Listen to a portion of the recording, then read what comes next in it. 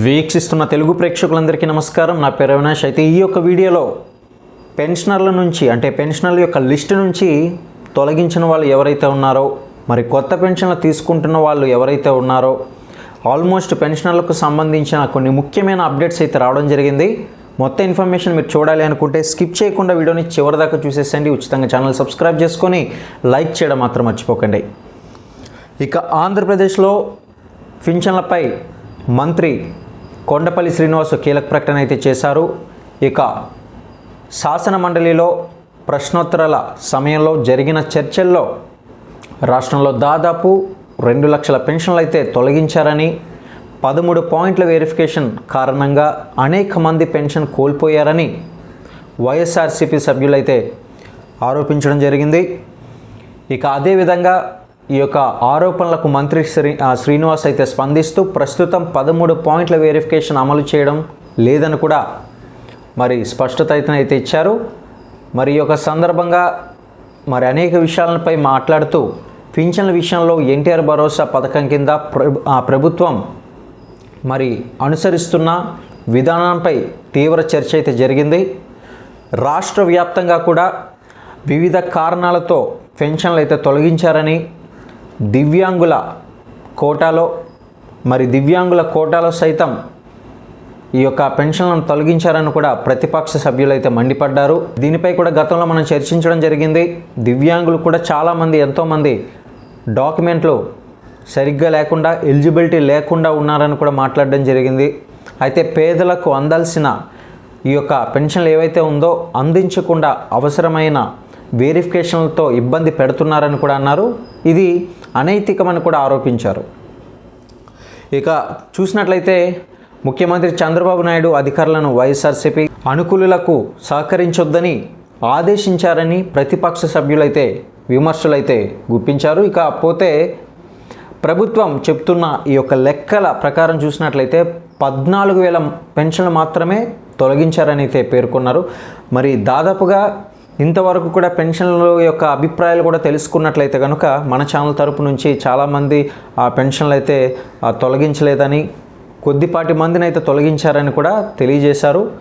మరి ఈ వీడియో చూస్తున్న మీ యొక్క అభిప్రాయం కూడా తెలియజేయండి. అయితే వాస్తవంగా చూసుకున్నట్లయితే కనుక మనకి ఇక్కడ 2 లక్షల పెన్షన్లు అయితే తొలగించారని ప్రతిపక్షం అయితే అనుమానం వ్యక్తం చేసింది. మరి గత టీడీపీ ప్రభుత్వం హయాంలో 13 లక్షల కొత్త పెన్షన్లు మంజూరు చేసినట్లు సభ్యులైతే తెలిపారు. అయితే ప్రస్తుతం మరి ప్రభుత్వ కొత్త పెన్షన్లు ఏవైతే ఉందో ఈ యొక్క కొత్త పెన్షన్లు మంజూరు చేసిందా లేదా అన్న ప్రశ్న మాత్రం మంత్రి స్పష్టమైన సమాధానం అయితే ఇవ్వలేదు. మరి ఏదేమైనా సరే ఈ యొక్క కొత్త పెన్షన్లపై మాత్రం ప్రశ్నలు అయితే ఉండిపోయింది. అయితే దివ్యాంగుల కోటాలో పెన్షన్ల మంజూరుపై ప్రత్యేక నిబంధనలు అమలవుతున్నట్లయితే మంత్రి తెలిపారు. ఇకపోతే ఈ యొక్క నిబంధనల పట్ల అనేక మంది అర్హత ఉండి కూడా పెన్షన్ పొందలేకపోతున్నారని ప్రతిపక్షం అయితే అభ్యంతరం వ్యక్తం చేసింది.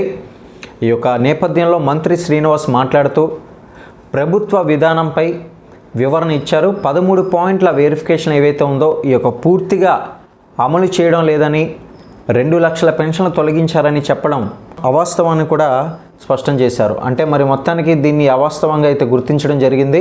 ప్రభుత్వం ఏర్పడిన తర్వాత 1,80,000 మంది పెన్షన్లు ఎవరైతే ఉన్నారో ఈ యొక్క పెన్షన్ పొందుతున్న వారిలో మరణించారు.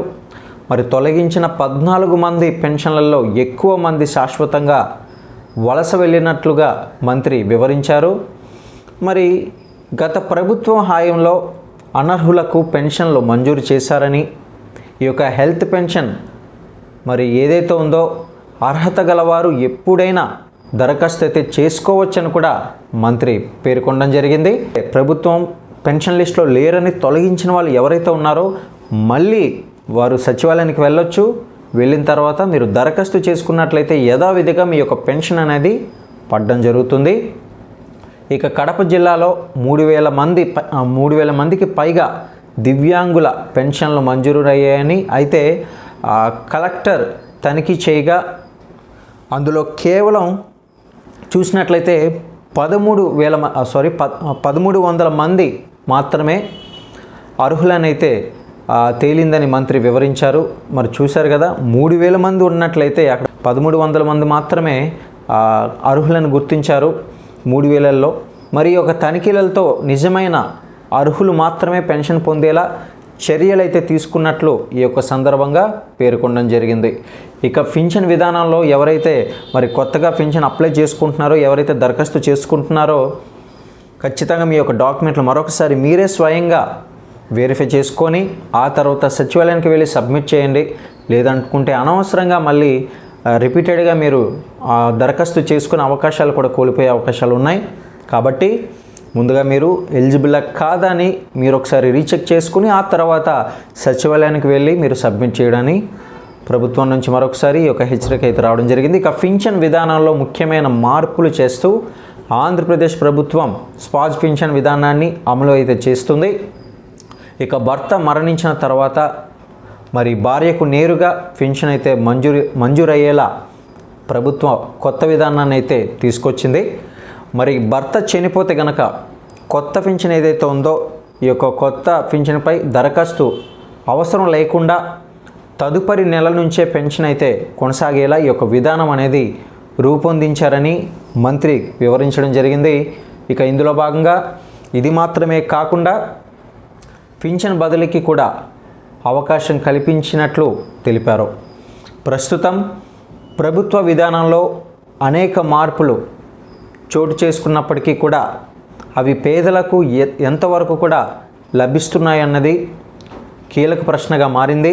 అయితే 13 పాయింట్ల వెరిఫికేషన్ లేకపోయినా పెన్షన్లు ఎందుకు తొలగించాల్సి వచ్చింది? అయితే కొత్త పెన్షన్ల మంజూరు ప్రక్రియ ఏ దశలో ఉంది? ప్రస్తుత మార్పులు నిజంగా పేదలకు ప్రయోజకరంగా ఉన్నాయా?